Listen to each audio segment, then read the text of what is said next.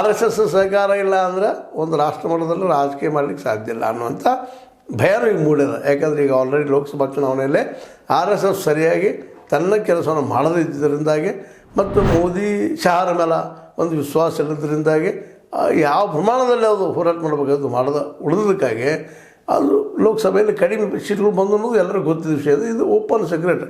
ಆದರೆ ಈ ಸಲ ಮಹಾರಾಷ್ಟ್ರದ ಮತ್ತು ಹರಿಯಾಣದ ವಿಷಯಗಳಲ್ಲೇ ಪೂರ್ಣ ಪ್ರಮಾಣದ ತನ್ನ ಶಕ್ತಿಯನ್ನು ಹೆಚ್ಚಿದ್ದರಿಂದಾಗಿನ ಇವತ್ತು BJP 132ಕ್ಕೆ ಅಥವಾ NDA ಸಂಘಟಕರೆಲ್ಲ ಕೂಡ ಬರ್ತಾ ಇದ್ದಾರೆ ಅನ್ನೋದು ಅಷ್ಟಕ್ಕೆ ಕಣ್ಣಿಗೆ ಕಾಣುವಂಥ ಸ್ಪಷ್ಟತೆಗಳಾಗಿದ್ದಾವೆ.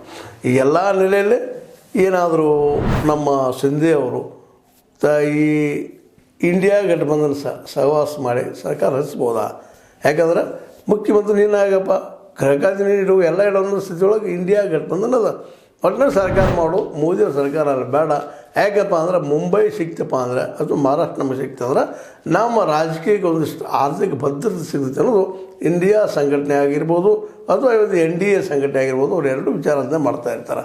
ಯಾಕಂದ್ರೆ ಈ ದೇಶದ ಅತ್ಯಂತ ಪ್ರಬಲ ಆರ್ಥಿಕವಾಗಿ ರಾಜ್ಯ ಯಾವುದಪ್ಪ ಅಂದ್ರೆ ಅದು ನಿಮಗೆ ಗೊತ್ತಿದ್ದಂಗೆ ಮಹಾರಾಷ್ಟ್ರ. ಅದರಲ್ಲೂ ಪ್ರಬಲ ಯಾವುದಪ್ಪ ಅಂತಂದರೆ ಕಾರ್ಪೊರೇಟ್ಗಳು ಇವತ್ತು ಏನಿದ್ದಾರೆ ಇಂಡಿಯಾದ್ದು ಅವರೆಲ್ಲ ಮುಂಬೈದಲ್ಲಿದ್ದಾರೆ. ಅದಕ್ಕಾಗಿ ಮುಂಬೈ ಇವತ್ತು ಬಲಿಷ್ಠ ಆಗಿದೆ. ಮುಂದೆ ಈ ಕಾರ್ಪೊರೇಷನ್ದು ಎಲೆಕ್ಷನ್ ಬರೋದಾವ. ಆ ಸಂದರ್ಭದಲ್ಲಿ ಶಿಂದೆ ಮತ್ತು ನಮ್ಮ ಉದ್ಧವ್ ಠಾಕ್ರೆ ಅವರು ಒಂದಾದ್ರೆ ಅವ್ರ ಜೊತೆಗೆ NCP ಕೂಡಿತಂದ್ರೆ ನಮ್ಮ BJP ಹಾರಿ ಹೋಗ್ತಾರೆ ಅನ್ನೋ ಭಯನೂ ಅದ. ಅದಕ್ಕಾಗಿ ಇದೆಲ್ಲ ದಿಶೆಯಲ್ಲೇ BJPನೂ ಆ ಸಾಧ್ಯಷ್ಟು ಮಟ್ಟಿಗೆ ಗೌರ್ಮೆಂಟ್ ರಚಿಸಬೇಕು ಅನ್ನುವಂಥ ಚಿಂತನೆ ಇರೋದ. ಆದರೆ ಶಿಂದೆ ಅವರು ಮಾತ್ರ ಇದಕ್ಕೆ ಯಾವ ರೀತಿ ಸ್ಪಂದಿಸಬೇಕಾಗಿತ್ತು ಅದಿಲ್ಲ. ಮುಖ್ಯಮಂತ್ರಿ ನನ್ನ ಮಾಡಿರಿ ಅನ್ನೊಂದು ಹಂಗದ. ಅದಕ್ಕೆ ಫಡ್ನವೀಸ್ ಹೋಗ್ತಾರೆ ಇಲ್ಲೋ ಗೊತ್ತಿಲ್ಲ. ಮೋಸ್ಟ್ಲಿ ಮೋದಿಯವ್ರು ಒಪ್ಬೋದು ಅದಕ್ಕೆ. ಬಟ್ ಫಡ್ನವೀಸ್ ಮತ್ತು RSS ಒಪ್ಪುವ ಸಾಧ್ಯತೆಗಳು ಕಡಿಮೆ ಇದ್ದಾವೆ.